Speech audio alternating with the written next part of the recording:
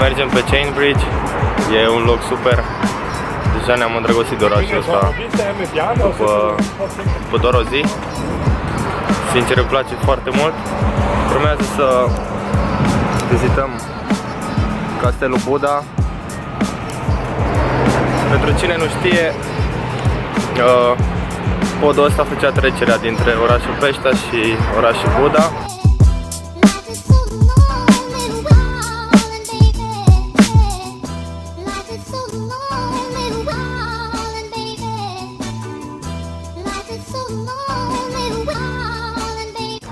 Deci lumina asta e cea mai bună, frate. A trebuit toate vlogurile să le filmăm la ora asta și pe lumina asta.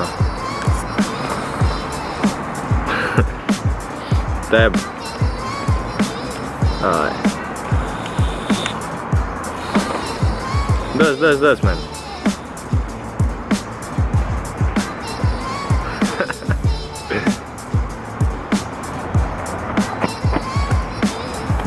Da, Ramon e responsabil cu amuzamentul tricul nostru. Da, cam atât de la Castelul Buda. Ne vedem probabil la bastionul pescarilor. Pa!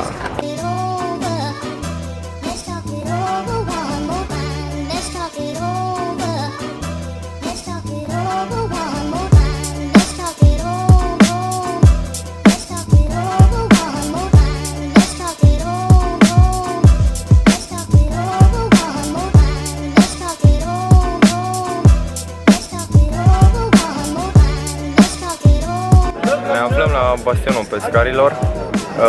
Fortăreața a fost apărată de către pescari, de unde a fost și împrumutat numele. Astăzi este recunoscută pentru panorama sa asupra orașului și a porțiunii Peșta. A fost construită între 1885 și 1902, iar cele 7 turnuri simbolizează cei 7 șefi de trib ce au condus poporul maghiar la finalul secolului al IX-lea. Bă, Ramon. Da. Zile și oamenilor mei, cum se numește canalul tău? Canalul meu se numește Peripețiile Maronului. Prima zi e gata, după 3 locuri am vizitat. Da. După 3 locuri, suntem super obosiți în căutare de un langoș și apoi ne vom întoarce la hostel să edităm videoile de astăzi pentru vlogul din Budapesta. Neața, e ora 9. Ne-am trezit, mergem să bem o cafea și apoi mergem la strand. Ramon e în baie, eu mănâncă mic dejunul bogaților. Așa că ne vedem acolo.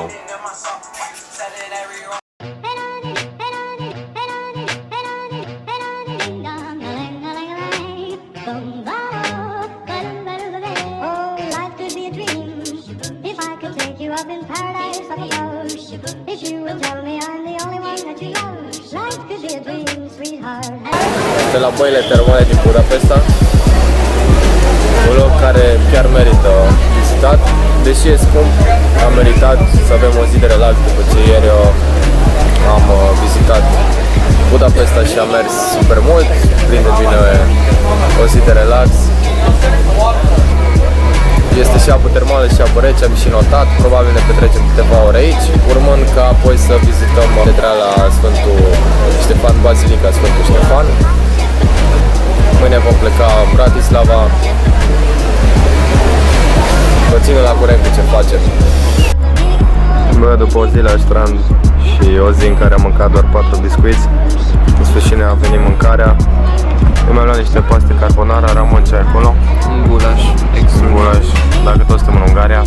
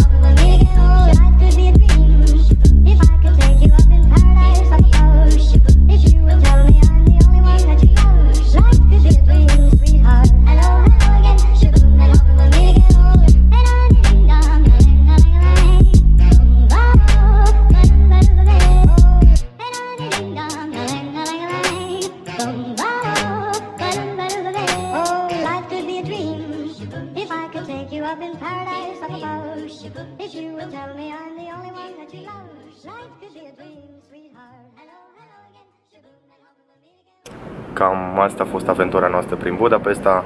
Nu uitați să intrați și pe contul meu de Instagram, _Andrei Simionese. Dacă v-a plăcut, lăsați un like. Dacă vreți să-mi spuneți ceva, vă aștept în comentarii.